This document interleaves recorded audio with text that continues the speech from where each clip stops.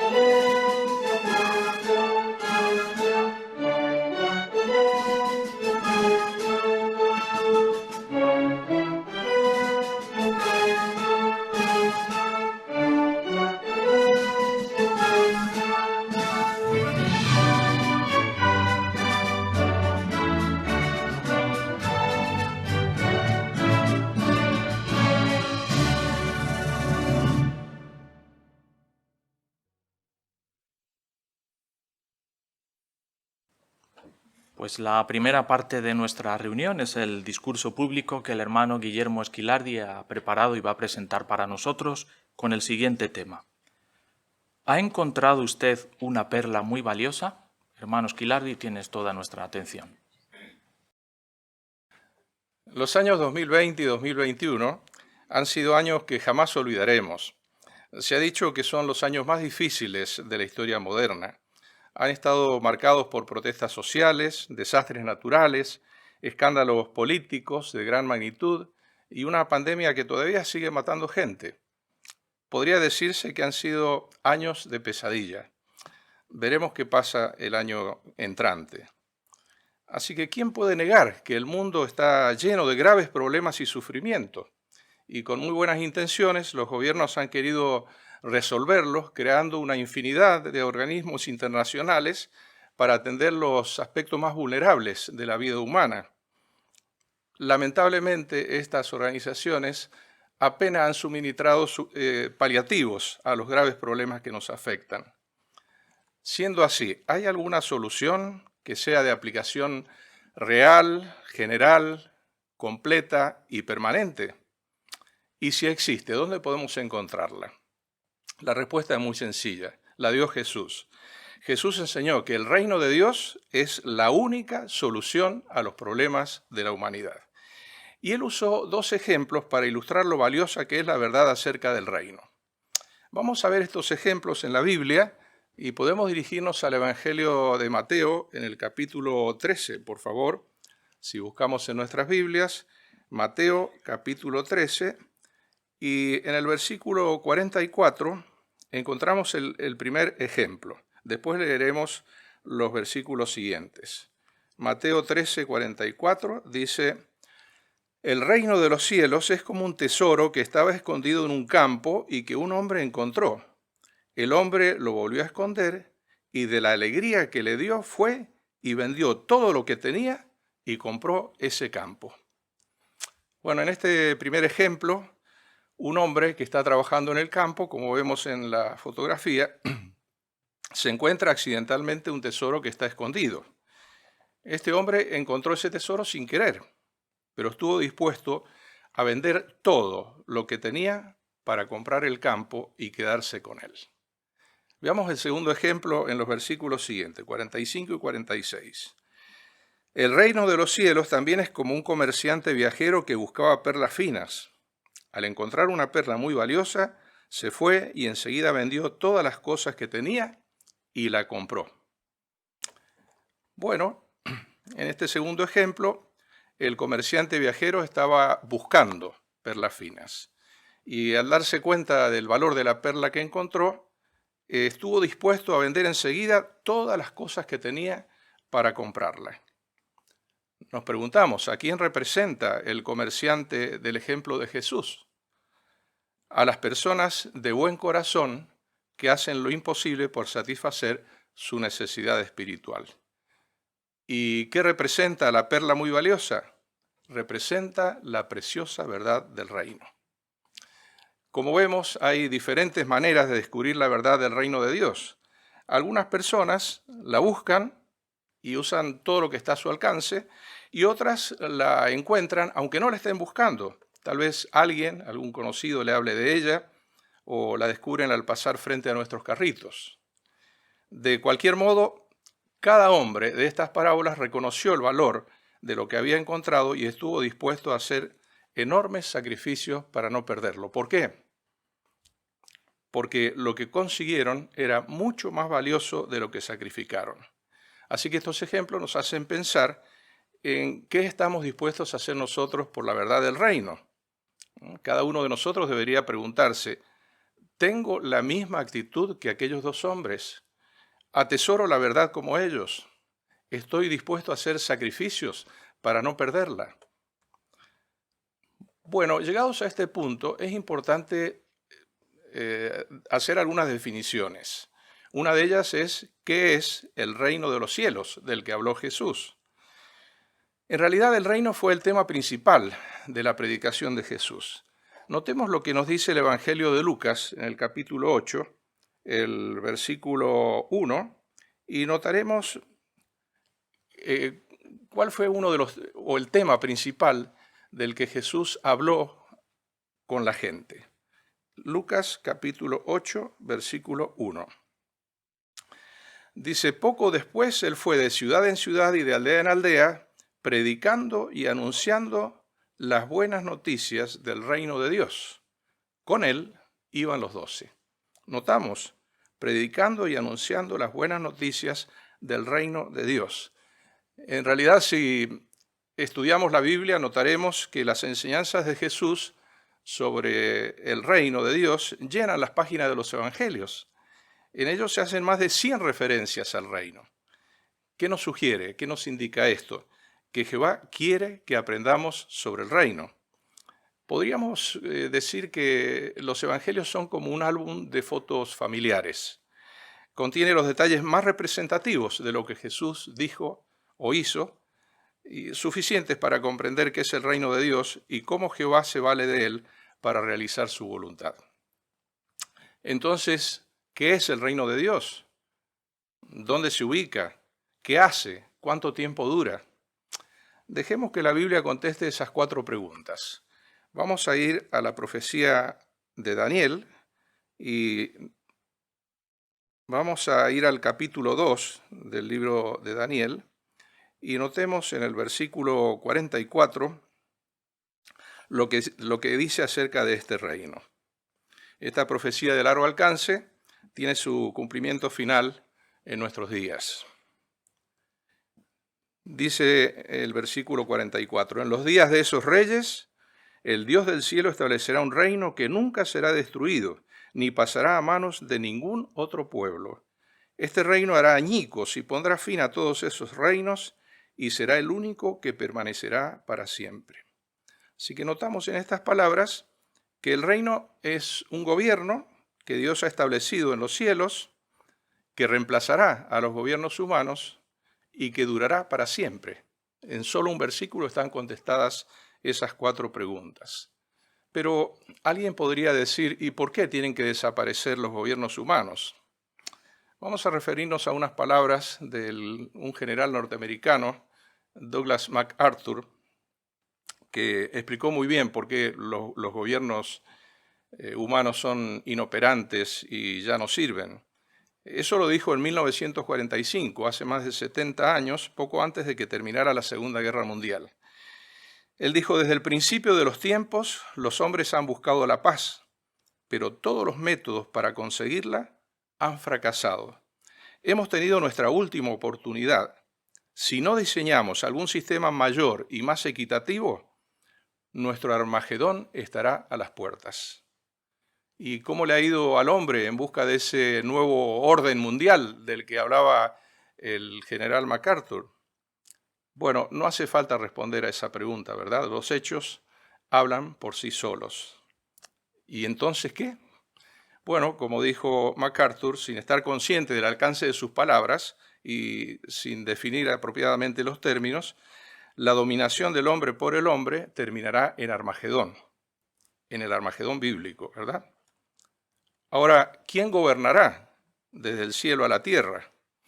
Es muy interesante que la profecía de Apocalipsis en el capítulo 11, versículo 15, describe voces celestiales diciendo que el reino del mundo ha llegado a ser el reino de nuestro Señor Jehová y de su Cristo, y que Él reinará para siempre jamás. Bueno, dado que Jehová nombró a Jesucristo rey de ese reino, tiene el respaldo de la máxima autoridad del universo. Por eso su éxito está garantizado, ¿verdad? Es el gobernante perfecto, Jesús. Su currículo es impecable y óptimo. Y como veremos en unos minutos, nadie, absolutamente nadie lo supera en méritos y capacidad. Y como Dios no es parcial, Él quiere que personas de todo el mundo sean súbditos de ese reino y se beneficien de las bendiciones que traerá. Ahora, ¿por qué es tan valiosa la verdad del reino? Pensemos en esto. Los países ricos gastan miles de millones de dólares para inmunizar a la población con las vacunas contra el COVID-19. Ahora piensen esto, ¿cuánto valdría el remedio para todas las enfermedades del mundo, no solo para el COVID, y para todos los problemas de la humanidad? ¿Qué precio tiene eso? Por eso la verdad del reino es tan valiosa. Porque Dios usará el reino para cumplir con su propósito, para la tierra y para la humanidad. De hecho, cuando Jesús enseñó a sus discípulos la oración modelo, el llamado Padre Nuestro, les dijo que pidieran a Jehová, venga tu reino y hágase tu voluntad. Es decir, que una cosa es consecuencia de la otra. La voluntad de Dios se hará gracias a su reino. ¿Y cuál es la voluntad de Dios que tiene que cumplirse? Bueno, como lo indican los primeros capítulos del libro de Génesis, el propósito de Jehová es que la tierra sea un paraíso poblado por humanos perfectos que adoren a Dios unidamente y libre de problemas. ¿Qué garantías tenemos de que el reino logrará tales cosas? Bueno, vamos a analizar algunas pruebas. Se ha dicho que para muestra basta un botón y vamos a referirnos como botones a los milagros que hizo Jesús mientras estuvo en la tierra. Él demostró en escala pequeña lo que podrá lograr en escala global cuando el reino domine toda la tierra. Vamos a analizar 4 problemas y su solución. Vamos a hablar acerca de los problemas medioambientales, del hambre, de la enfermedad y de la muerte. Empecemos por el primero. Este siglo y el siglo pasado han estado marcados por huracanes y terremotos destructivos, corrimientos de tierra y riadas que han cegado la vida de miles de personas, fenómenos meteorológicos sin control, como la borrasca Filomena, que en enero de este año cubrió de nieve gran parte de España, nos hace sentir tan indefensos como un barquito de papel en un mar tempestuoso. Pues bien, como relata Marcos 4, 37 al 39, mientras Jesús y unos discípulos navegaban por el mar de Galilea, se levantó un temporal que casi hunde la barca. Los discípulos le dijeron a Jesús muy asustados: «Maestro, nos vamos a morir». Jesús reprendió al viento y le dijo al mar: «Silencio, cállate».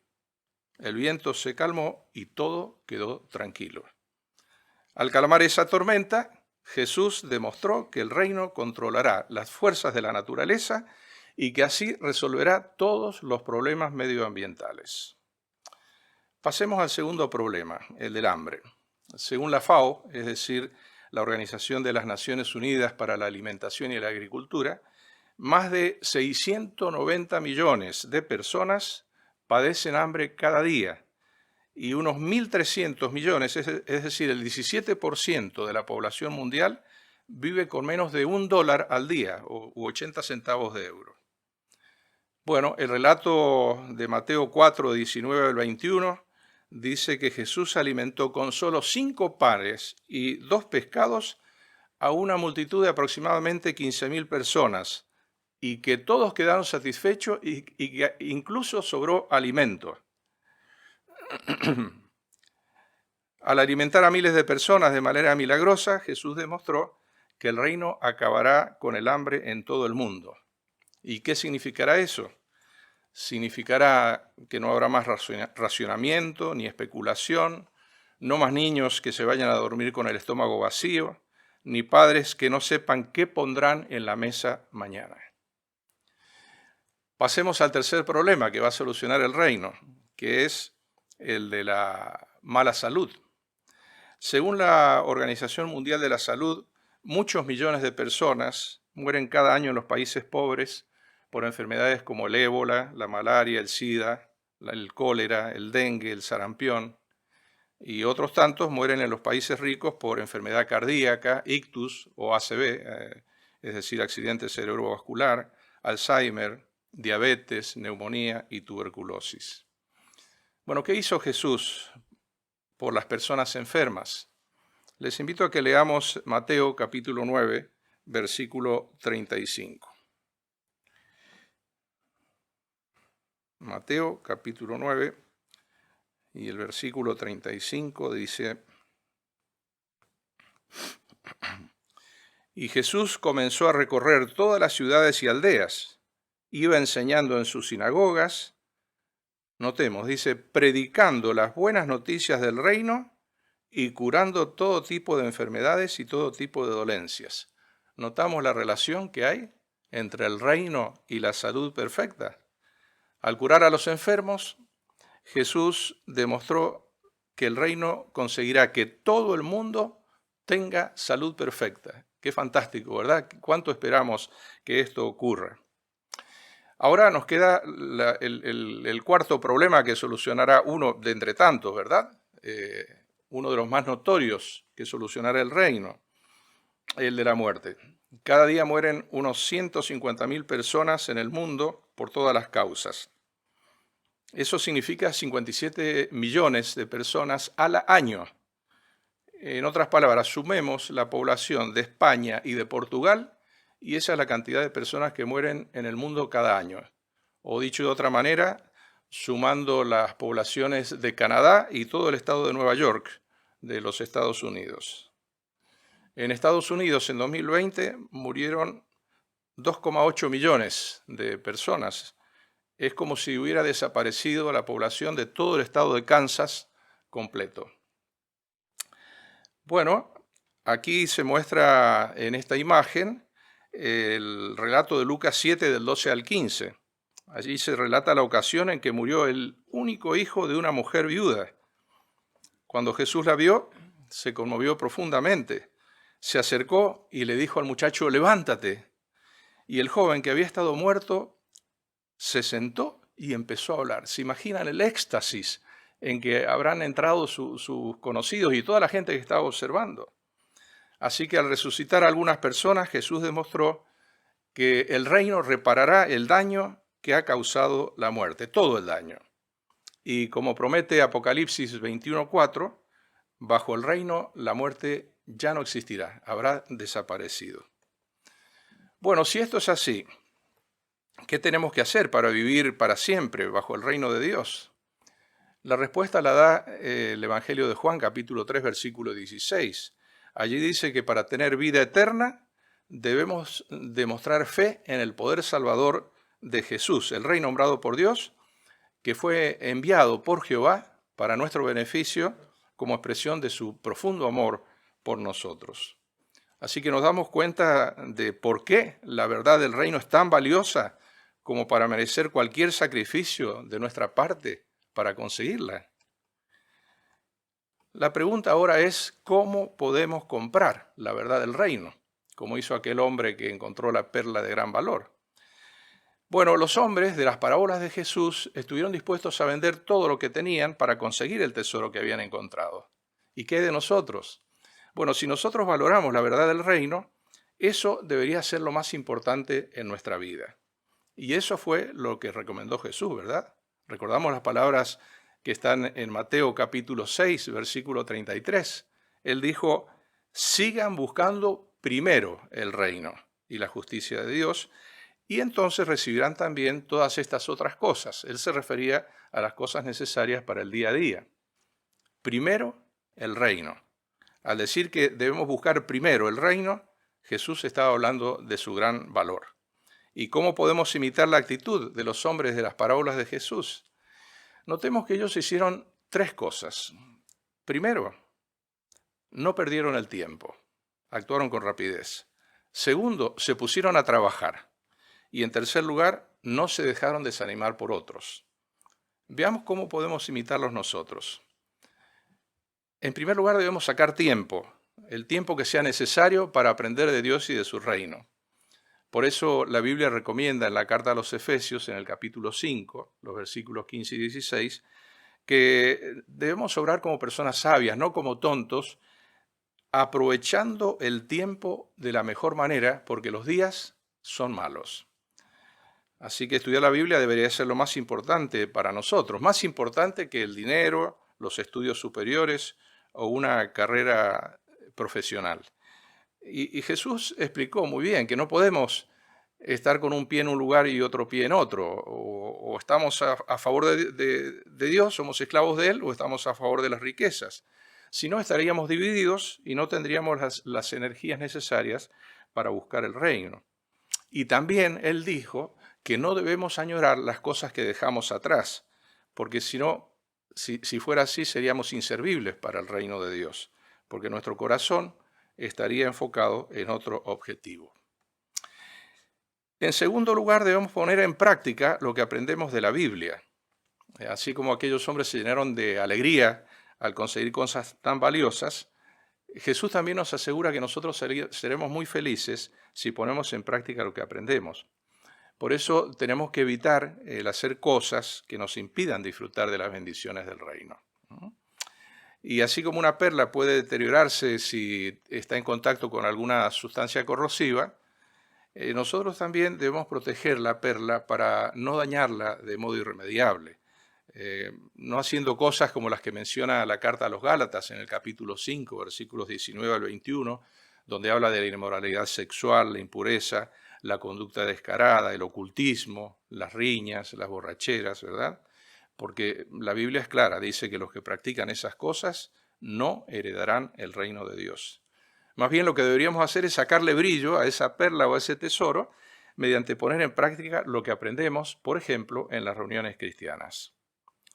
Y en tercer lugar, debemos apoyar el reino de Dios, aunque nuestros amigos o nuestros familiares no estén de acuerdo en el camino que hemos emprendido. Pensemos en lo que habrán dicho los familiares y otras personas bien intencionadas al hombre que encontró la perla muy valiosa cuando empezó a vender sus propiedades para comprarla. Le habrán dicho, ¿pero qué te pasa? ¿Te has vuelto loco?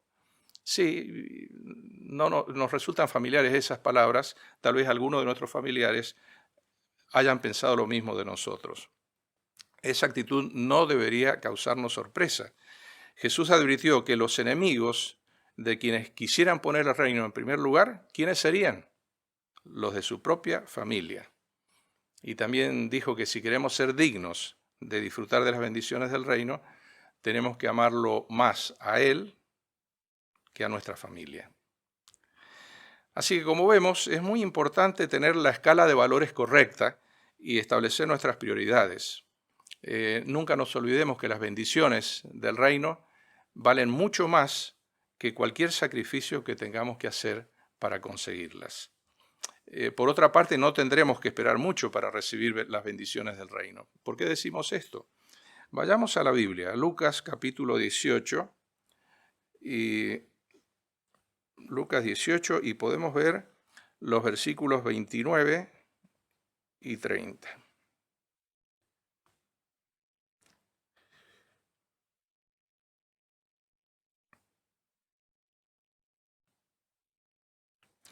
Él les dijo, les aseguro que no hay nadie que haya dejado hogar, esposa, hermanos, padres o hijos por el reino de Dios, que no reciba mucho más. ¿Cuándo?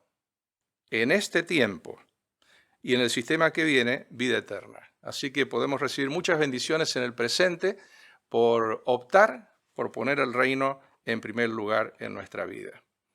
Entonces, considerado todo esto, ¿estamos dispuestos a comprar la perla muy valiosa?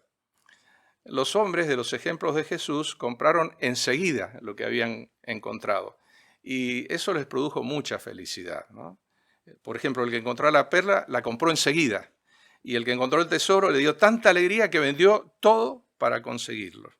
Así que nosotros también podemos imitarlos centrándonos en el valor de lo que hemos encontrado y no en lo que nos haya costado comprarlo, porque lo que hemos conseguido es de mucho más valor que lo que hemos invertido. Bueno, en tiempos bíblicos muchos hicieron cambios porque valoraron la verdad del reino. Vamos a mencionar un par de ejemplos nada más. El primero es el de Zaqueo, un hombre rico que era jefe de los cobradores de impuestos de Jericó y sus alrededores. Este hombre amasó una cuantiosa fortuna defraudando a los contribuyentes, presionándolos para que dieran más de lo debido. Y mientras Jesús enseñaba en Jericó, se aloja en la casa de Zaqueo.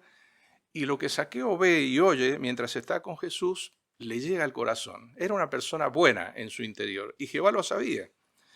Entonces Jesús le ayuda a reorganizar sus prioridades, de modo que Zaqueo deja de dar importancia a las posesiones materiales. Cambia de actitud y reparte sus bienes entre las personas a quienes había extorsionado y los pobres. Así que evidentemente Zaqueo encontró una perla muy valiosa y estuvo dispuesto a pagar lo que fuera por ella. El otro ejemplo es el del apóstol Pablo. Él dejó una carrera prometedora y la religión que había practicado desde joven. Él había nacido en Tarso, era una ciudad muy importante, una ciudad culta. Sus padres probablemente eran de la rama farisaica del judaísmo. Era una persona culta, hablaba por lo menos 2 idiomas, hebreo y griego. Era ciudadano romano de nacimiento y recibió instrucción del sabio fariseo Gamaliel en Jerusalén. Y esto sugiere que pertenecía a una familia muy importante. Sin embargo, notemos lo que Pablo dijo sobre las ventajas mundanas. Aquí en Filipenses capítulo 3 podemos leer Filipenses capítulo 3, el versículo 8. Dice, es más, considero también que todas las cosas son pérdida debido al incalculable valor del conocimiento de Cristo Jesús mi Señor, Por él he aceptado la pérdida de todas las cosas y las veo como un montón de basura. ¿Con qué fin? Para ganar la perla de gran valor, para ganar a Cristo, para ganar el reino. Así que Pablo encontró también una perla muy valiosa y estuvo dispuesto a pagar lo que fuera necesario por ella. Bueno, en la actualidad también muchas personas han encontrado la felicidad al poner el reino en primer lugar. Vamos a ver ahora un vídeo de 3 minutos en el que se ve a 2 personas que actuaron como los hombres del ejemplo de Jesús. Se titula Encontraron una perla muy valiosa. Algunas personas pasan años buscando la verdad del reino. Por ejemplo, Mary Kennedy. A principios del siglo XX, vino de Escocia a Estados Unidos cuando tenía 18 años y trabajó limpiando casas. Soñaba con ser misionera, pero veía muchos defectos en las religiones. Como Mary quería ayudar a la gente, se interesó en la medicina. Y en 1910 se graduó de la Escuela de Enfermería del Hospital de la ciudad de Boston. No dejó de buscar la verdad, pero las enseñanzas falsas y la hipocresía que vio en muchas iglesias la decepcionaron. Siguió leyendo la Biblia, aunque había decidido que no sería de ninguna religión. Mientras trabajaba en el Hospital Pottinger de California, por fin encontró lo que estaba buscando. Allí conoció a una enfermera que era estudiante de la Biblia, Nellie Hanford. Un día, Nellie le enseñó lo que dice la Biblia sobre lo que le pasa a la gente cuando muere. Mary dijo que fue como si en su mente se encendiera una lucecita tras otra, como en una central telefónica. Enseguida supo que era la verdad. Dejó de lado su vocación por la medicina y comenzó una larga carrera como maestra de la Biblia a tiempo completo. Algunos, como Mary, estaban buscando la verdad. Otros la encontraron sin siquiera buscarla. El voleibol era mi vida y competía a nivel nacional. Entrenar, viajar y jugar tanto hacía que todo lo demás estuviera en segundo lugar.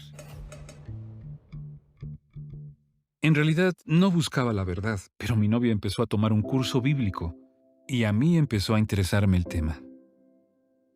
Me di cuenta de que es como un rompecabezas y todas las piezas encajan perfectamente. Me llamó la atención el capítulo 2 de Daniel y entendí que tenía que poner en práctica lo que estaba aprendiendo.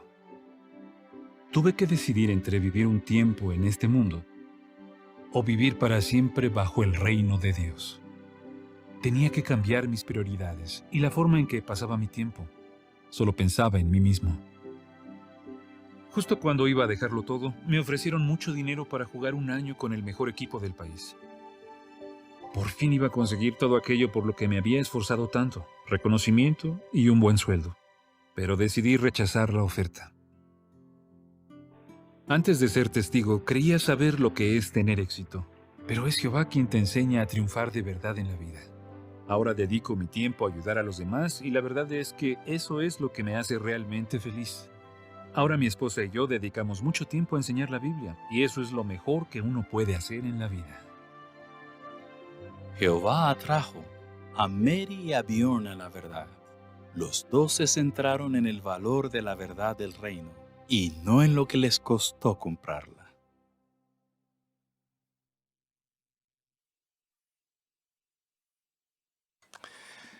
Como comentó el hermano que presentaba el vídeo, ambos, aunque encontraron la verdad de diferente manera, se centraron en el valor de la verdad del reino y no en lo que les costó comprarla.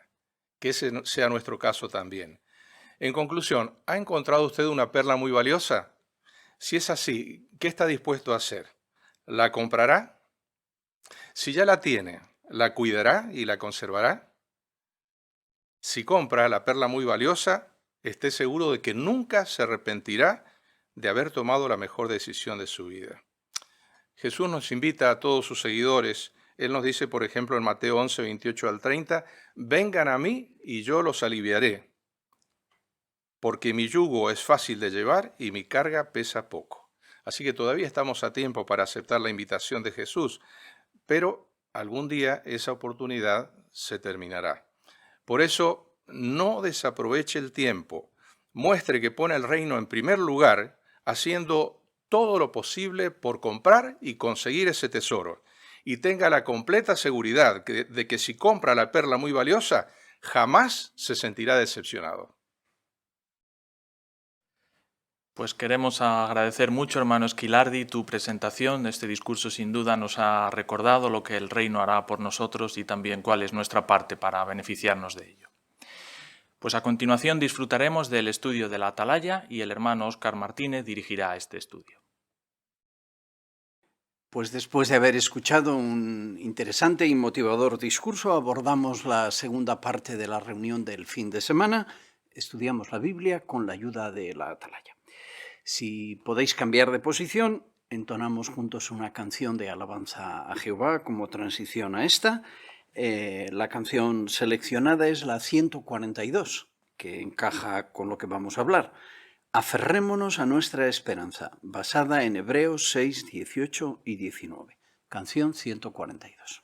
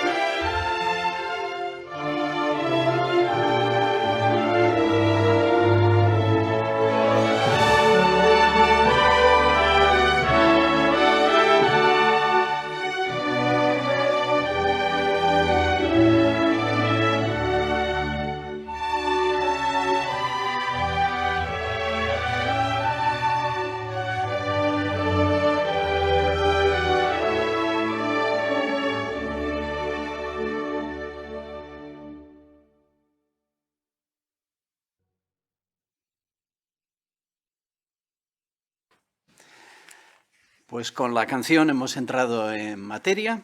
Vamos a analizar el artículo de estudio 42 con el título Aferrémonos a la verdad con fuerte convicción. El texto clave, primera a los Tesalonicenses 5:21. Pablo dijo, comprueben todas las cosas y aférrense a lo que está bien. ¿Cuál es la idea tras este verbo? Aferrar. Pues agarrarse con fuerza, no soltarse. En el avance se nos indica lo que vamos a ver. Veremos el ejemplo que dejó Jesús al adorar a Dios y cómo lo siguieron sus discípulos en el siglo I. Y también vamos a ver 4 pruebas que no dejan ninguna duda de que los testigos de Jehová estamos siguiendo ese ejemplo hoy día. Pues un artículo muy animador para quien está estudiando la Biblia y está pensando si asociarse con el pueblo de Dios, si estos tienen la verdad, y para los que llevamos años asociados con el pueblo de Dios, pues eso va a fortalecer nuestra convicción, va a hacer que nos aferremos más a la verdad. Pues una cordial invitación para que ofrezcáis vuestros comentarios esta mañana, fruto de vuestra meditación y vuestra fe. Vamos a leer el primero de los párrafos. El hermano Benjamín Romero es el lector y lo leemos y comentamos después. Se calcula que existen decenas de miles de religiones que dicen ser cristianas y que afirman adorar a Dios como a Él le agrada. Con razón, tantas personas están confundidas y se preguntan, ¿existe una religión verdadera o acepta Dios todas las religiones? ¿Y nosotros? ¿Estamos totalmente convencidos de que los testigos de Jehová enseñamos la verdad y de que nuestra manera de adorar a Dios en la actualidad es la única que Él acepta? ¿De verdad es posible estar tan convencidos? Veamos lo que indican las pruebas. Gracias. Primera pregunta, ¿por qué hay tantas personas confundidas? Hermana Recio. Pues porque, como menciona el párrafo, existen miles de religiones que afirman ser cristianas y dicen que sirven a Dios como a Él le agrada. Es verdad. Muy bien. Hermano Oviedo. Y ahora de forma lógica las personas se preguntan pues si su religión será la verdadera o cuál será la que Dios acepta como tal. Exacto. Muy bien. Pues leemos el 2, por favor. El apóstol Pablo estaba totalmente convencido de que lo que creía era la verdad. Y esa seguridad no era una simple emoción. Era el resultado de un estudio profundo de la palabra de Dios. Él creía que toda la Escritura está inspirada por Dios. Al estudiarla, Pablo encontró pruebas indiscutibles de que Jesús era el Mesías prometido. Sin embargo, los líderes religiosos judíos decidieron pasar por alto esas pruebas. Aquellos hipócritas afirmaban representar a Dios, pero sus obras decían lo contrario. En contraste, Pablo no eligió en qué partes de la palabra de Dios quería creer y en cuáles no. Estaba dispuesto a enseñar y aplicar toda la voluntad de Dios. Pues vamos a leer la cita alrededor de la cual gira el párrafo. ¿Quién nos lee, por favor, primera a Tesalonicenses 1:5? Hermana Esquilardi. Porque las buenas noticias que predicamos no les llegaron solo con palabras, sino también con poder, con Espíritu Santo y con fuerte convicción. Y ustedes saben qué clase de hombres llegamos a ser entre ustedes por su bien. Muchas gracias. Pues la pregunta ahora, ¿por qué estaba el apóstol Pablo convencido de que lo que creía era la verdad? Hermano Zafra. Pues porque el apóstol Pablo examinó con profundidad las Escrituras y sobre todo lo que decían sobre el Mesías. Él se convirtió en uno de los defensores más convincentes de que en Jesús se cumplían las profecías mesiánicas. Es verdad. Muy bien. Hermana Márquez. Y en su estudio de la palabra de Dios, él no elegía qué partes quería creer o qué partes no, sino que para él toda la Escritura era inspirada por Jehová. Así es. Muy bien. Hermano Boluda. Y como hemos leído en este principio, 1 Tesalonicenses 1:5, ahí él habla de fuerte convicción, no solo convicción, fuerte convicción. No era una simple emoción o un sentimiento pasajero, era un verdadero convencimiento de que era la verdad. Muy bien, buen punto. Hermana Boluda. Sin embargo, en el otro lado estaban los líderes religiosos judíos, que ellos sí que decidieron pasar por alto estas pruebas que había encontrado Pablo, y lo que hacían eran pues que ellos eran hipócritas porque afirmaban representar a Dios, pero sin embargo su conducta demostraba lo contrario. Exacto. Hermano Rodríguez. Sí, algo que ilustra muy bien que no fue una simple emoción, no un arrebato emocional cuando se le apareció Jesús, fue que justo después se fue como unos 3 años al desierto de Arabia a meditar, ¿no? A encajar a Jesús como pieza central, a estudiar, y fue ese estudio el que le dio las pruebas indiscutibles de que era el Mesías, ¿no? Así, estudiar ayudó a Pablo a estar totalmente convencido de que tenía la verdad. Muy bien. Hermano Recio. Y vemos el efecto que tuvo en Pablo estar totalmente convencido porque, como se menciona en Hechos 20-27, ahora enseña a otros, declara toda la voluntad de Dios y la aplica también en su vida. Muy bien. Leemos el 3, por favor. Hay quienes opinan que la religión verdadera debería poder responder todas las preguntas, incluso aquellas que no se responden específicamente en la Biblia. ¿Es realista esperar eso? Veamos el ejemplo de Pablo. Es cierto que él les dijo a los cristianos: comprueben todas las cosas, pero también reconoció que había muchas cosas que él no comprendía. Él explicó que tenemos un conocimiento incompleto y que vemos imágenes borrosas en un espejo de metal. Pablo no lo sabía todo, y nosotros tampoco. Pero él comprendía las enseñanzas básicas sobre Jehová. Tenía suficiente conocimiento para estar convencido de que tenía la verdad. Para estar convencidos de que tenemos la verdad, ¿necesitamos saber la respuesta a todas nuestras preguntas? Hermana López. Pues podemos decir que no es necesario tener las respuestas a todas las preguntas, pues si fuese así, nadie podría estar convencido de tener la verdad. Pues como dicen las citas del recuadro, podremos seguir aprendiendo por la eternidad acerca de Jehová y no llegaremos a saberlo todo.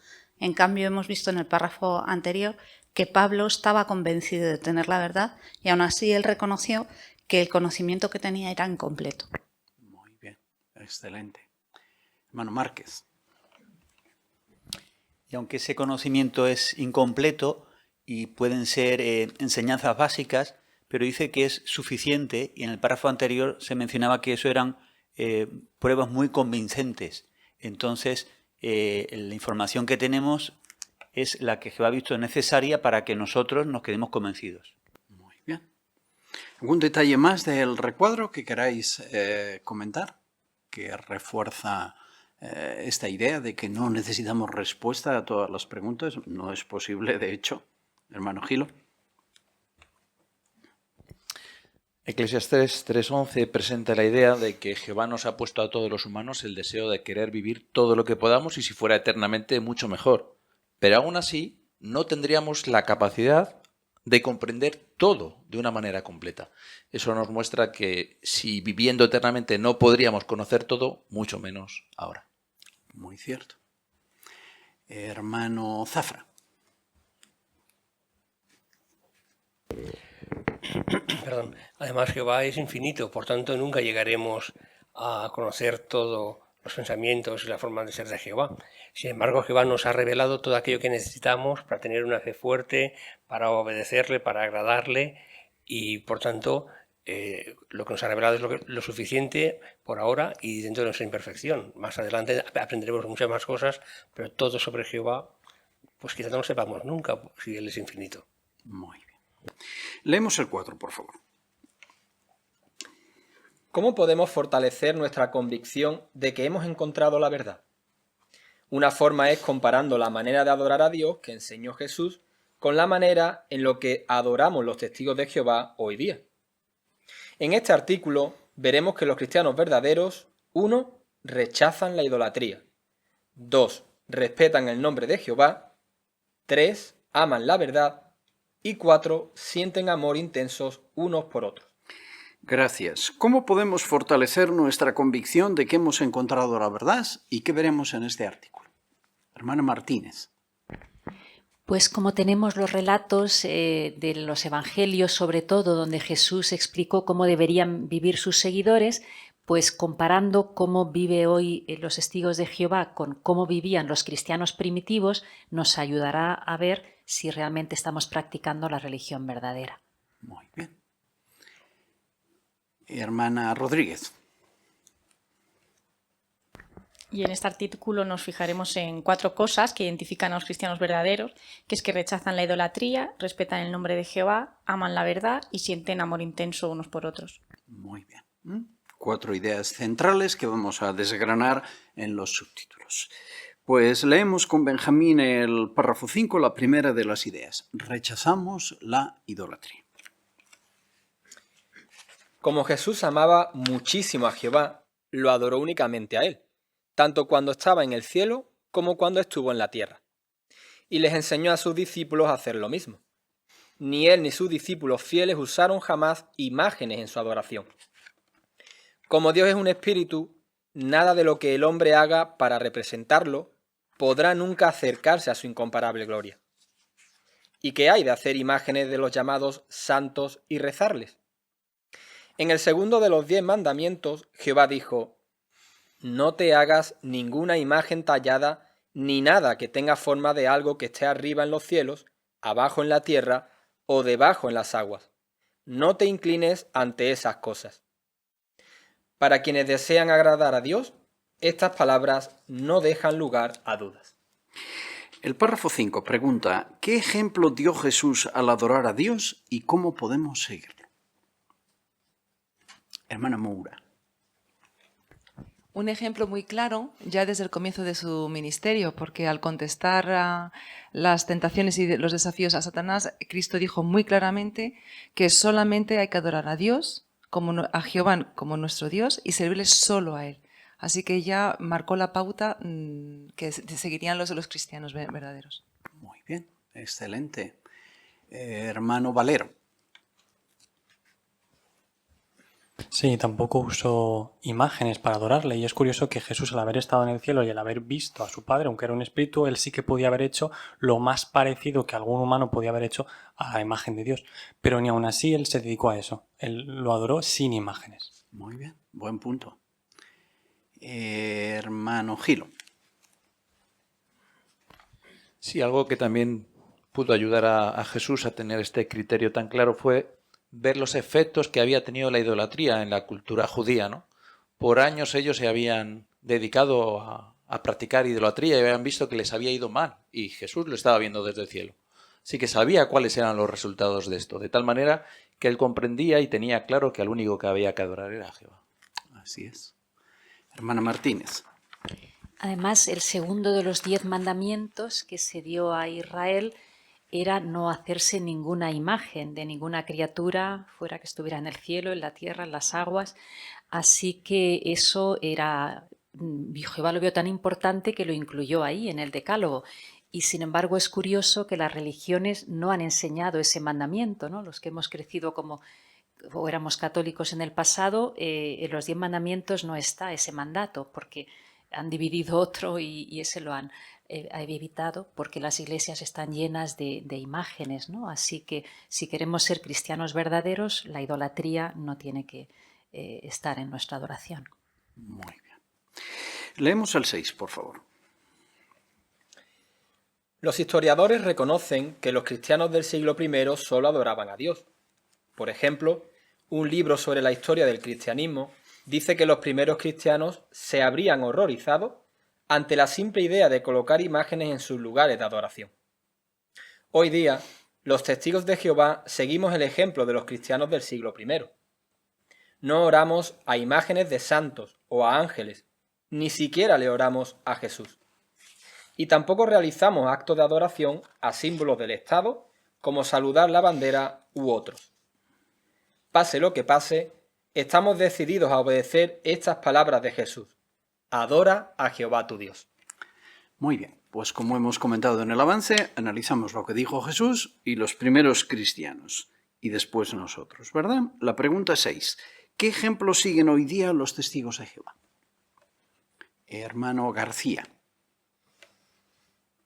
Pues siguen el ejemplo de los cristianos del siglo I y lo hacemos no orando a imágenes de santos o ángeles, sino que tampoco le oramos a Jesús ni siquiera, ¿no? Sino que toda nuestra adoración va únicamente a Jehová. Muy bien, excelente. Hermano Rodríguez. Sí, es muy interesante, ¿no? También tener la referencia de este libro de la historia del cristianismo en el párrafo, que dice que los primeros cristianos se habrían horrorizado ante la idea de colocar imágenes en sus lugares de adoración, ¿no? Así que nadie puede decir que esto es una interpretación moderna de los testigos de Jehová, ¿no? Qué interesante tener esta referencia de que los primeros cristianos lo tenían muy claro. Muy bien. Hermana Moura. También se hace una unión muy clara entre imágenes religiosas y símbolos de Estado, a los cuales también se les exige adoración. Así que nosotros como cristianos verdaderos no adoramos ya sea imágenes religiosas o todo aquello que quiera ser el primer punto importante en nuestra vida, como sería el saludo a la bandera o todo tipo de juramento que exija una devoción exclusiva para ello. Muy bien, excelente. Hermano Esquilardi. Sí, y que a veces, de hecho, la bandera se la considera un objeto religioso de adoración, lo indican algunas canciones. Por ejemplo, una canción de un país dice, aquí está la bandera idolatrada. Evidentemente se le rinde culto como un ídolo. Muy bien, de ahí que no participamos en ello. Muy bien, pues vamos a por el 7.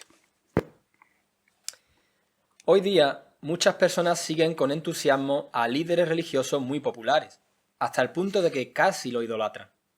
Abarrotan sus iglesias, compran sus libros y donan muchísimo dinero para apoyarlos. Algunos se creen todo lo que les dice. Ni viendo a Jesús en persona se emocionarían tanto. En cambio, los verdaderos siervos de Jehová no seguimos a ningún líder humano. Aunque respetamos a los que nos dirigen, nos guiamos por esta clara enseñanza de Jesús. Ustedes son todos hermanos. No convertimos en ídolos a los hombres, sean líderes religiosos o gobernantes políticos. Y no apoyamos sus causas, sino que permanecemos neutrales y separados del mundo. En todos estos campos somos muy diferentes de muchos grupos que afirman ser cristianos. Gracias. ¿Qué claras diferencias existen entre los testigos de Jehová y otras religiones? Hermana Romero. Pues a diferencia de otras religiones, los testigos de Jehová no seguimos a ningún líder humano. Es cierto que respetamos a los que nos dirigen, pero no los convertimos en nuestros líderes. ¿Es verdad? Muy bien. Hermana Gilo. Como vemos en Mateo 23, todos nosotros somos hermanos, eso es lo que nos enseñó Jesús, y además tenemos un único Padre, que es Jehová, y al único líder que seguimos pues es a Jesucristo. Muy bien. Hermano Zafra. Y hemos podido ver por las noticias cómo aclaman a los líderes religiosos como si fueran estrellas del mundo del espectáculo o del deporte. Y por otra parte, lo que dicen suele ser lo que sus seguidores quieren escuchar. No dan explicaciones profundas, ni bien argumentadas por la palabra de Dios, y a veces se mantienen en silencio cuando hay cuestiones morales que tienen rechazo en general en la sociedad. Es verdad. Hermana Rodríguez. Y no solo no los convertimos en ídolos, sino que tampoco apoyamos sus causas, ¿no? Sino que nosotros nos permanecemos neutrales y separados del mundo, como dice Juan 18:36, el reino de Jesús no era parte de este mundo. Muy bien. Hermana Martínez. Y al contrario que hacen otras religiones, ¿no? que casi consideran, de hecho hay términos como Santo Padre o multitudes que los alaban y, como dice, parece que hasta más que si fuera Jesús. En nuestro caso se nos recomienda que a los hermanos que llevan la delantera en la obra, pues para que se mantengan humildes no los tratemos como algo especial, como personas especiales ni como celebridades. Se nos recuerda de vez en cuando. Así que, como Jesús dijo en su organización, todos son hermanos, aunque unos es verdad que tengan pues más autoridad o más responsabilidades que otros. Muy bien. Excelente. Pues hemos cubierto la primera de las 4 pruebas. Rechazamos la idolatría. La rechazó Jesús, los primeros cristianos y nosotros también en todo lo que la idolatría abarca que habéis comentado. Muy bien. Bueno, una segunda prueba que nos permite aferrarnos con convicción a la verdad es que respetamos el nombre de Jehová, una idea muy, muy importante. Leemos y comentamos el 8. En cierta ocasión, Jesús oró, Padre, glorifica tu nombre. Jehová mismo le respondió con una atronadora voz desde el cielo, prometiéndole que glorificaría su nombre. A lo largo de su ministerio, Jesús le dio gloria al nombre de su Padre. Así que es lógico esperar que los cristianos verdaderos se sientan orgullosos de usar el nombre de Dios y de dárselo a conocer a otros. Pregunta, ¿cómo sabemos que Jehová quiere que glorifiquemos su nombre y se lo demos a conocer a todo el mundo? Hermano Oviedo. Porque el propio Jehová dijo que él mismo glorificaría su nombre, como vemos en Juan 12:28, al decir, lo he glorificado y lo volveré a glorificar. Muy bien, excelente. Hermana Boluda. También durante su ministerio Jesús le dio gloria al nombre de su Padre, como menciona Juan 17:26. Él dijo: les he dado a conocer tu nombre y seguiré dándolo a conocer. Por eso es lógico que nosotros, los cristianos verdaderos, pues también estemos muy orgullosos de llevar este nombre y de enseñarlo a otros. Así es, excelente. Hermano Márquez. Vemos como en estos pasajes, tanto Jehová como Jesucristo mencionan la importancia de glorificar y dar a conocer el nombre de Jehová, y que era algo que no solamente había que hacerlo, sino que había que seguir haciéndolo en el futuro. Muy bien. Pues, hermano Moura. Y el discurso que hemos escuchado hace unos minutos ha demostrado lo que ha hecho Jesús a pequeña escala es lo que va a ser el reino de su Padre a gran escala. Así que bonito ver que Jesús siempre ensalzó a su Padre y le ha dado reverencia por su manera de actuar y la importancia que le daba a su papá. Muy bien. Pues continuamos. ¿Cómo vieron esto los primeros cristianos? Lo percibimos al leer el 9. En el siglo I, poco después de que se formara la congregación cristiana, Jehová dirigió su atención a las naciones para sacar de entre ellas un pueblo para su nombre. Aquellos cristianos estaban orgullosos de usar el nombre de Dios y de dárselo a conocer a otros. Usaron el nombre divino abiertamente en su ministerio y al escribir los libros de la Biblia. Así demostraron que era un pueblo para el nombre de Dios. Este párrafo pregunta: ¿cómo demostraron los cristianos del siglo I que respetaban el nombre de Dios? Hermana Márquez. Pues al usar el nombre divino abiertamente en su ministerio y al escribir los libros de la Biblia, también dejar escrito y registrado ese nombre. Muy bien. Hermana López. Tenemos prueba de ello porque en el siglo I los cristianos utilizaban una traducción de las escrituras hebreas al griego, que era la conocida como Septuaginta, y allí aparece el nombre de Jehová con los caracteres hebreos. Así que, lógicamente, ellos al leer las escrituras veían el nombre de Dios y lo utilizaban también en la predicación. Muy bien, excelente. Gracias por incluir los detalles de la nota, ¿verdad? Que nos remite. Hermano Recio. Y también se menciona en el párrafo el ejemplo del apóstol Pedro, cuando da este discurso al formarse la congregación en el Pentecostés del 33, cita de las palabras de Joel y dice: todo el que invoque el nombre de Jehová será salvado. Así que desde el mismo principio el nombre de Dios, dar a conocerlo, era algo muy importante para ellos. Muy bien. Pues está claro que los primeros cristianos utilizaban el nombre divino. Comentamos el 10 y lo leemos antes. ¿Son los testigos de Jehová un pueblo para el nombre de Jehová? Veamos las pruebas. Hoy día, muchos líderes religiosos han hecho todo lo que está en su mano para esconder el hecho de que Dios tiene nombre. Lo han eliminado de sus traducciones de la Biblia y en algunos casos han prohibido usarlo en sus servicios religiosos. Pero es innegable que los testigos de Jehová son los únicos que le dan al nombre de Dios la honra y el respeto que merece. Ningún otro grupo religioso les da a conocer a tantas personas como nosotros el nombre de Dios. Nos esforzamos al máximo por ser lo que nuestro nombre dice que somos, testigos de Jehová.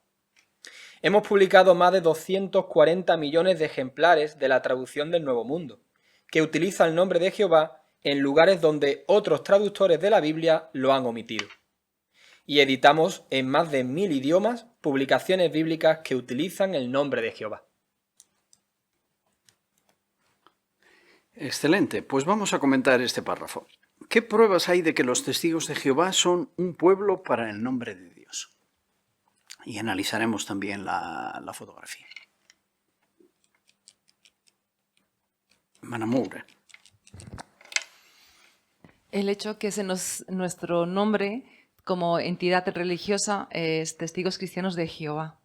Y no somos solo cristianos, no intentamos ocultar este nombre. Y si puedo contar una pequeña experiencia de una señora que está estudiando la Biblia, ha comenzado ahora en el tema con la época de la pandemia. Y los primeros estudios ella se dio la serie de 2 vídeos de la historia de los Testigos de Jehová en la época de ahora, ¿no? La más moderna. Y lo primero que me dijo fue: ¿por qué no os seguís llamando estudiantes de la Biblia. Eso hace más cercano que os acerquéis más a las personas, no van a rechazar tanto el nombre de Jehová porque vive en un país donde Jehová es un nombre que tiene un poco de rechazo. Se leyó el texto que hemos visto, que Jehová sacaría un pueblo para su nombre. En ese momento se le iluminaron los ojos y pensó, claro, o sea, el único pueblo que defiende el nombre de Dios, Jehová, es el que estoy ahora mismo asociándome. Y a partir de entonces el progreso se está haciendo muy manifiesto. Evidentemente el único grupo religioso, los cristianos verdaderos que defienden el nombre de Dios, son los testigos de Jehová. Muy bien. Muchas gracias, Carmen, por compartir la experiencia. Hermana Esquilardi. Y lo hemos demostrado al publicar más de 240 millones de ejemplares de la traducción del Nuevo Mundo, que ha restituido el nombre de Jehová en todos los lugares donde debe estar, incluso lugares donde otras Biblias lo han omitido. Y tenemos una herramienta valiosa, que es la Biblia de estudio. Podemos ahí acudir a los apéndices C, donde se explica por qué razón en cada lugar donde aparece en nuestra Biblia el nombre de Jehová, por qué se ha puesto en ese lugar. Así que tenemos no solamente la Biblia, sino herramientas de estudio para defender nuestra posición. Desde luego que sí. Hermano Boluda. Y como podemos ver en la imagen para estos párrafos, ahí hay clara evidencia, ya no solo por la publicación de la traducción del Nuevo Mundo, 240 millones de ejemplares, pero también otras publicaciones bíblicas que incluyen el nombre de Jehová y publicadas en más de 1000 idiomas, y toda nuestra actividad alrededor del mundo, predicación pública, ahora predicación a través de Internet, siempre, como dice la nota sobre la ilustración, orgullosos de hablar a otros de Jehová. Así es. Hermano Oviedo. Y como botón de muestra o contraste tenemos la nota. Ahí menciona que el Papa Benedicto XVI ordenó que en cantos, oraciones y actos religiosos o servicios el nombre de Jehová, el nombre de Dios, no fuese pronunciado. Sin embargo, como han mencionado los hermanos, el contraste con la organización de Jehová es claro y evidente. Muy bien. Excelente. Hermano Gilo.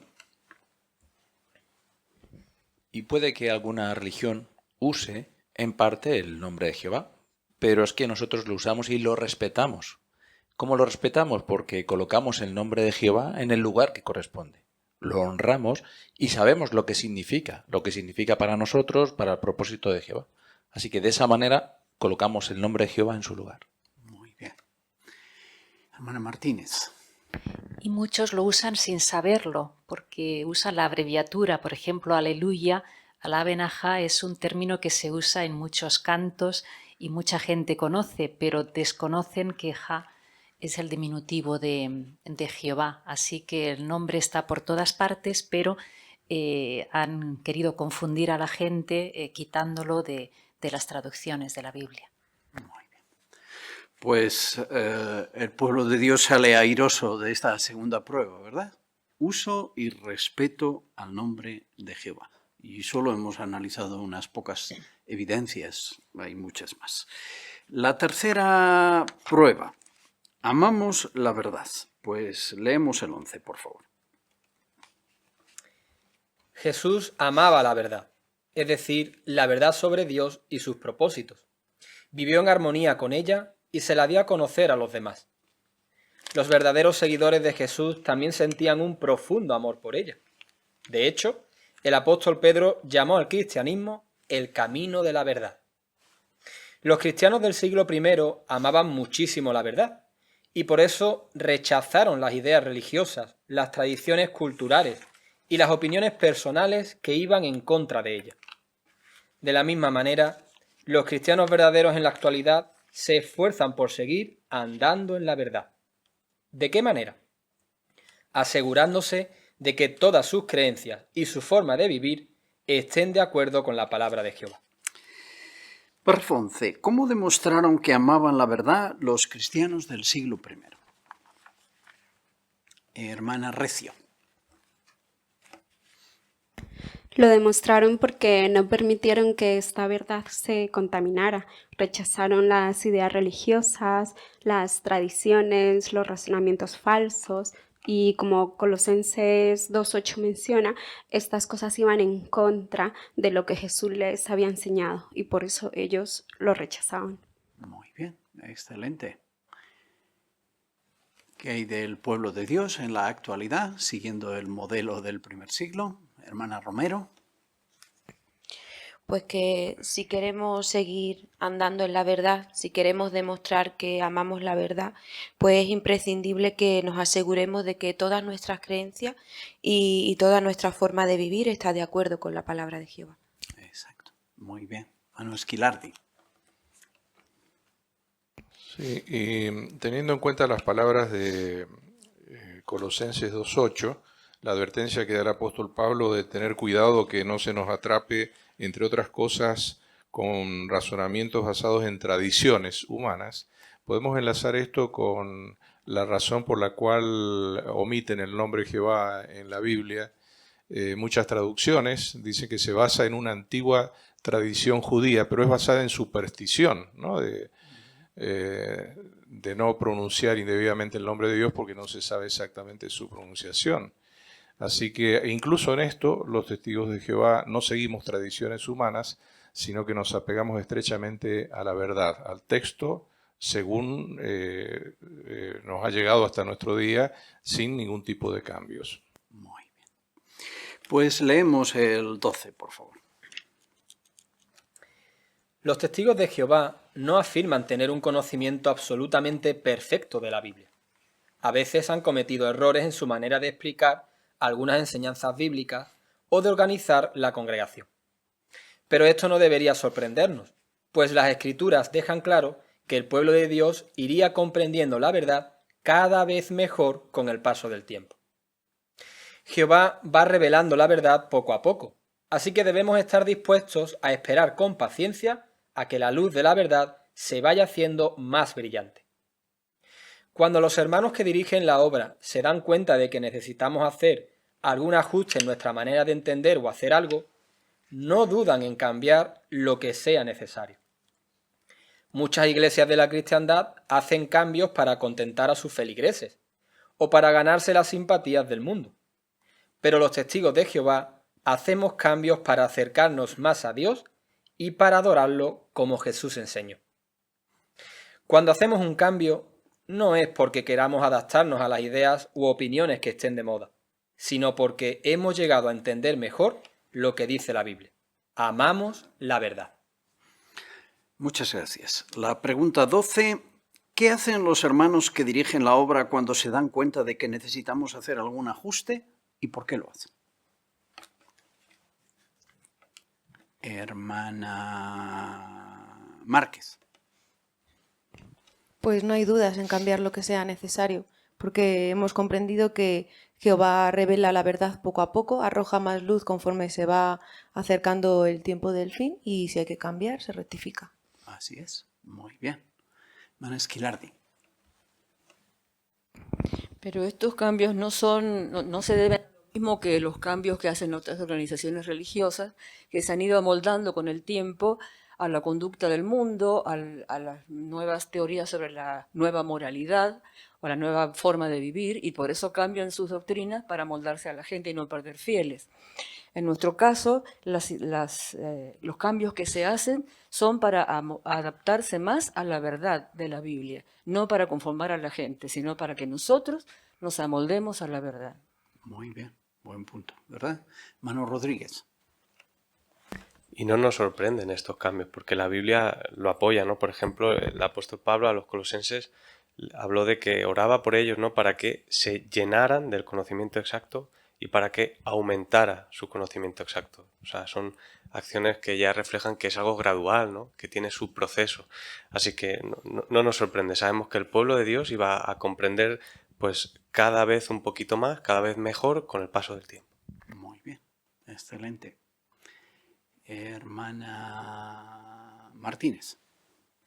O el Proverbio 4:18, que muchas veces lo hemos usado para ver cómo la luz de la verdad ha ido siendo progresiva desde un principio, cuando los hermanos empezaron, la cantidad de prácticas, celebraciones y otras cosas que que fueron dejando atrás al ver la verdad, pues esa luz sigue todavía y entonces de vez en cuando pues hay ajustes de entendimiento que nos ayudan a ver pues que Jehová con su espíritu está guiando a su organización para que cada vez entendamos la verdad con más claridad. Muy bien. Hermana Boluda.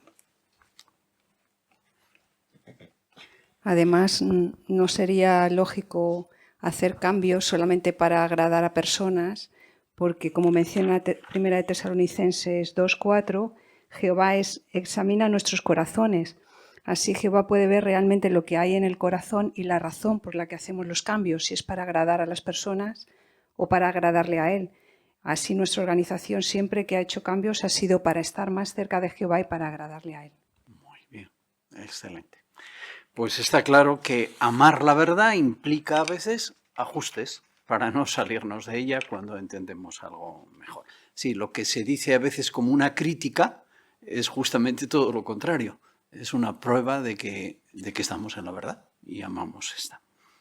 Veamos la cuarta prueba. Sentimos amor intenso unos por otros. Leemos el 13, por favor. A los cristianos del siglo I se los conocía por muchas cualidades, pero la más importante era el amor. Jesús dijo: de este modo todos sabrán que ustedes son mis discípulos, si se tienen amor unos a otros. En nuestros días, los testigos de Jehová disfrutan de amor y unidad en todo el mundo. A diferencia de las demás religiones, formamos una auténtica familia que supera todas las barreras sociales, raciales y nacionales. Y vemos ese amor en acción en nuestras reuniones y asambleas. Esto nos hace estar todavía más convencidos de que somos los únicos que adoramos a Jehová como Él desea. Pues el 13 pregunta: ¿cuál es la cualidad más importante de los cristianos verdaderos y cómo la demuestran los testigos de Jehová en nuestros días? Hermano Valero. Pues esa cualidad es el amor, y Jesús lo dejó claro cuando dijo que la forma o la manera en la que todos sabrían quiénes serían sus verdaderos discípulos es que se amaran entre sí. Muy bien, excelente. Hermana Rodríguez. Y vemos que Jesús podría haber dicho cualquier otra cualidad, ¿no? Como la justicia o la generosidad, pero destacó el amor por encima de todos. Es verdad, muy bien. Hermana Gilo. Sí, y lo demostramos de una manera sobresaliente porque en un mundo que cada vez está más dividido, los testigos de Jehová somos una familia independientemente de nuestras diferencias sociales, raciales y nacionales. Es verdad, muy bien. Hermano Márquez. Y el texto de Juan 13 dice: de este modo todos sabrán que ustedes son mis discípulos. Así, esa característica del amor entre ellos sería algo muy evidente y que sería tan destacable que sería una señal inequívoca. Así es. Hermana Moura. También se menciona, se hace referencia, se superan todas las barreras sociales. Este verbo indica que existe ese problema, todavía no se ha eliminado, vivimos en un mundo imperfecto, influenciados por todo, pero gracias a la enseñanza de Cristo se supera ese desafío. Es un esfuerzo continuo que se hace hasta que llegue el paraíso. Entonces da mucha confianza ver que no se deja la mano caer ante un desafío que está ahí, en un mundo tan dividido y con tanto odio. Y en las congregaciones se ve ese esfuerzo continuo de verse como hermanos y de quererse como hijos del único Dios verdadero. Muy bien. Pues leemos el siguiente párrafo, por favor, el 14. La Biblia dice: sientan amor intenso unos por otros. Una manera de demostrar ese amor es perdonándonos y soportándonos unos a otros por nuestras imperfecciones. También buscamos oportunidades de ser generosos y hospitalarios con todos los hermanos, hasta con los que tal vez nos hayan ofendido. Sin duda, este amor es la mayor prueba de que somos cristianos verdaderos. Muy bien, pues vamos a leer la cita bíblica que se nos indica, Colosenses 3, 12 al 14. ¿Quién nos lee estos versículos? Mano López. Por lo tanto, como escogidos de Dios, santos y amados, vístanse de tierna compasión, bondad, humildad, apacibilidad y paciencia. Sigan soportándose unos a otros y perdónense con generosidad, incluso si alguno tiene una razón para quejarse de otro. Jehová los perdonó con generosidad a ustedes, así que hagan ustedes igual. Pero además de todo esto, vístanse de amor, porque es un lazo de unión perfecto. Muy bien, gracias Silvia. Vamos a comentar el párrafo. Según esta cita que acabamos de leer, Colosenses 3, 12 al 14, ¿cuál es una manera importante de demostrar amor intenso unos por otros?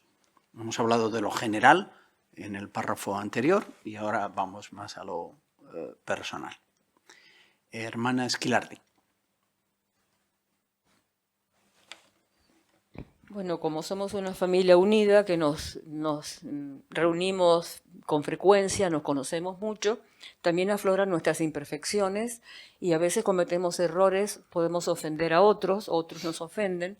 Entonces el verdadero amor se muestra soportando esas imperfecciones, perdonándonos, no guardando rencor y no permitiendo que un mal sentimiento cause divisiones entre nosotros. Muy bien, excelente. Hermano Moura. Y otra manera que es también es siendo generoso, hospitalario con todos los hermanos y aún más, si cabe, con los que quizás no tenemos tanta infinidad o quizás alguien que nos ha ofendido un poquito, hace ese esfuerzo, ¿no? Y el hecho de buscar significa que cualquiera de nosotros cristianos estamos muy ocupados, así que muchas veces podríamos pasar mucho tiempo y estamos tan ocupados que nos olvidamos que muchas veces hay que pararse un poquito y a apartar tiempo para poder hacer estas cositas que es manifestar este amor. Muy bien. Hermano Boluda. Y como hemos leído en Colosenses, lo hacemos con generosidad, incluso cuando hay razón legítima para quejarse, porque claro, soportar y perdonar a alguien que suplica y ruega nuestro perdón puede ser relativamente fácil, pero perdonar y soportar con generosidad implica ir más allá, hacer más de lo que naturalmente nos sentiríamos inclinados, aún incluso teniendo causas legítimas de queja, como dice la Biblia. Eso sin duda es una demostración inequívoca de amor intenso. Desde luego. Hermano Zafra. Sí, y me gusta mucho este texto de Colosenses porque nos dice cuál es la razón, ¿no?, para ser perdonadores y después también generosos, hospitalarios, porque dice, por lo tanto, como escogidos de Dios, es decir, que el ser escogidos por Dios nos obliga, ¿no?, a manifestar esas cualidades. Y luego habla de las cualidades que nos permiten saber perdonar, como la compasión, la humildad, la apacibilidad. Luego habla de que ha de ser una acción continua, porque dice, sigan, porque siempre ofendemos o nos ofenden. Y luego también dice que si el amor nos caracteriza como una vestimenta que llevamos siempre puesta, entonces nos será fácil imitar la generosidad de Jehová. Muy bien. Mano Valero. Y es curioso el detalle que pone, busquemos oportunidades de ser generosos, no ser generosos y hospitalarios, por ilustrarlo. Ser generoso podría ser, si nos hemos hecho un pastel porque nos apetece, pues darle la otra parte que nos queda a algún vecino o algún hermano que nos caiga bien. Pero buscar la oportunidad sería pensar, voy a hacerle un pastel entero, aunque no hace falta que me lo haga para mí, para dárselo, y luego no solo a aquella persona que me caiga bien, sino a aquel que no me cae tan bien, pues voy a hacerle un pastel entero a ese hermano. Muy bien. Buen ejemplo. Hermano Gilo. Sí, es interesante que Pablo en la cita que hemos leído empieza con la expresión por lo tanto.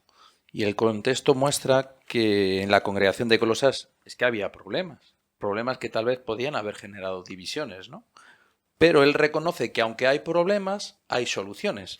Y en estos versículos nos dice que la solución es el amor.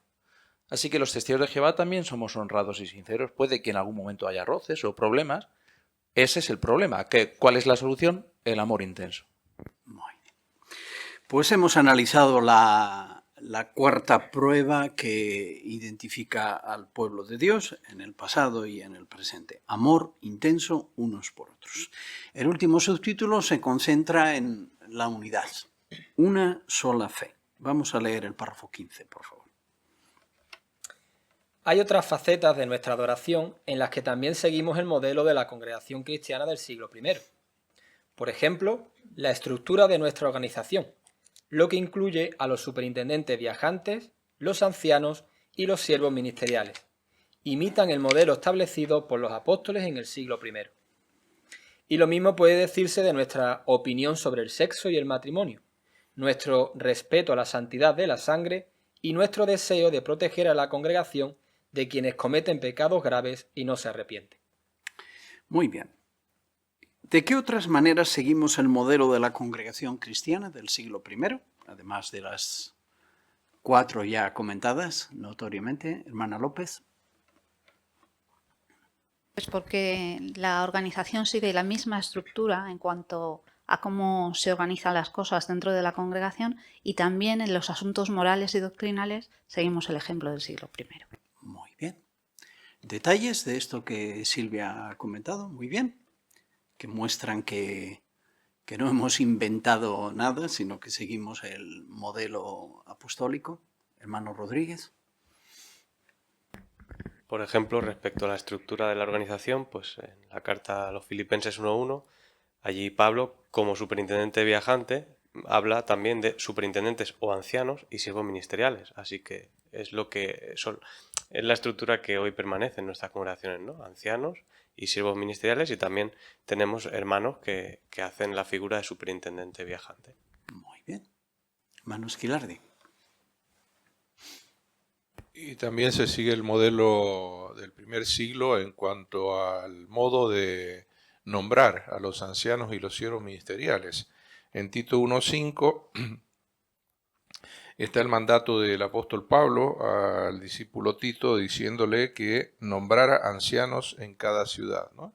Así que él, como superintendente viajante, tenía esa prerrogativa otorgada por la Organización de Jehová, por el Espíritu Santo, y hoy día se sigue el mismo modelo.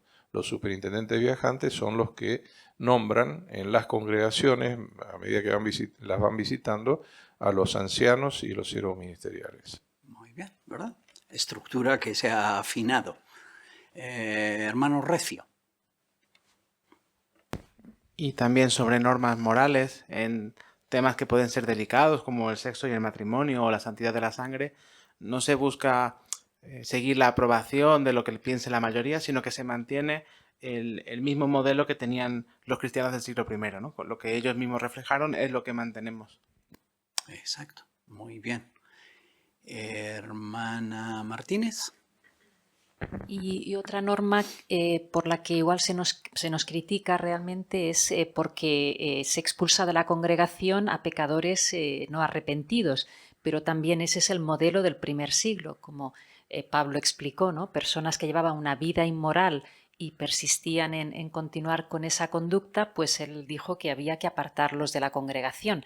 Así que aunque eso pues se nos critique por ello, pero no nos importa, porque lo importante es que la congregación tiene que estar limpia y hay que protegerla de conductas que la Biblia condena.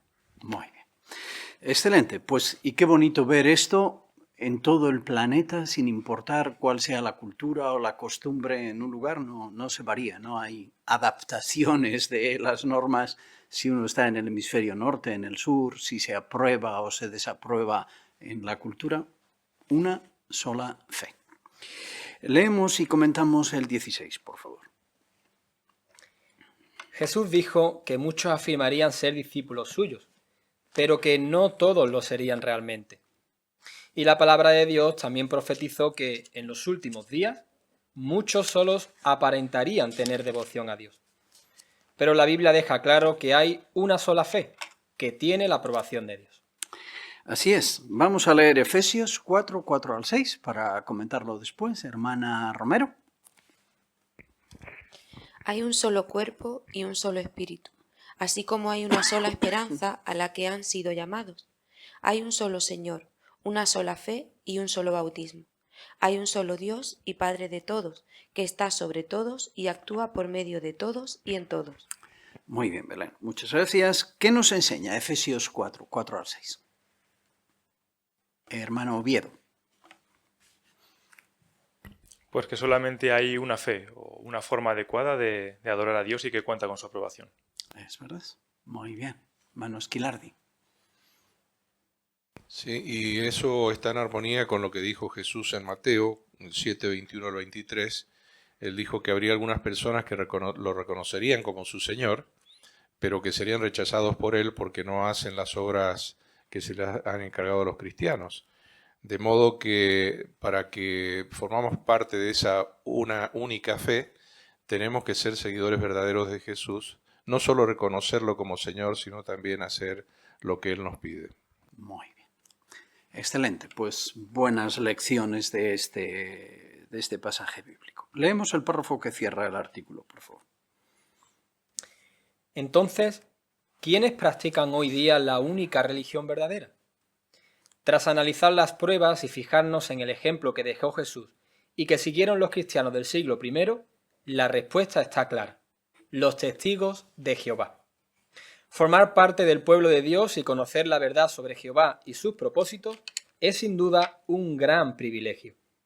Por lo tanto, sigamos aferrándonos a la verdad con fuerte convicción. Excelente, muchísimas gracias, hermano Romero, por tu muy buena lectura, y hacemos la pregunta del 17. ¿Quiénes siguen el ejemplo de Jesús y practican la única religión verdadera hoy día? Hermana Moura. Pues si nos cabía alguna duda, este artículo nos ha ayudado por contraste y por comparación a entender que solo los testigos de Jehová son aquellos que se esfuerzan por aplicar la enseñanza bíblica al máximo y seguir el ejemplo de Jesucristo y de los cristianos del primer siglo. Exacto. Muy bien. Hermano Recio. Así que el repaso de estas pruebas nos tiene que hacer sentir felices por el gran privilegio que tenemos de formar parte de esta organización de los Testigos de Jehová, y también nos debe ayudar a aferrarnos, a seguir aferrándonos a la verdad con esa convicción. Muy bien. Estupendo. Hermano García.